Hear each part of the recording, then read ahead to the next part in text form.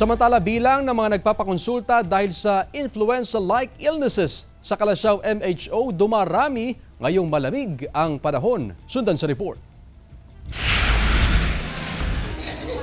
Dala ang kanyang 7 taong gulang na anak nagtungo sa Municipal Health Office ng Calasiao, Pangasinan. Ang 29 anyos na si Sheila Untalan mula Barangay Talibao. Ipapacheck up niya raw ang kanyang anak na ilang araw nang nakakaranas ng flu-like symptoms. 2 days na rin po siyang nilalagnat, ganun po. Saka masakit yung tiyan niya.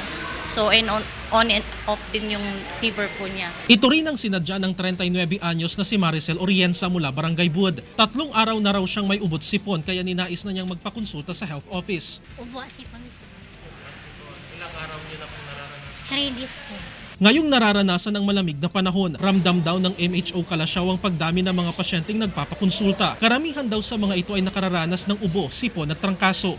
Increasing yung mga pasyente natin dahil sa weather, tapos sa mga hygiene and sa transmission na rin sa mga patients. Upang matugunan ang pagtaas ng mga kaso, tiniyak ng MHO na sapat ang kanilang supply ng gamot, lalo na para sa mga influenza-like illnesses. Samantala, patuloy ang paalala ng health authorities sa publiko na palakasin ang resistensya upang makaiwas sa mga sakit ngayong nararanasan na pabago-bagong panahon. Kasama si Henry Duminsil, Jarek Pasiliao, 1 North Central, Luzon.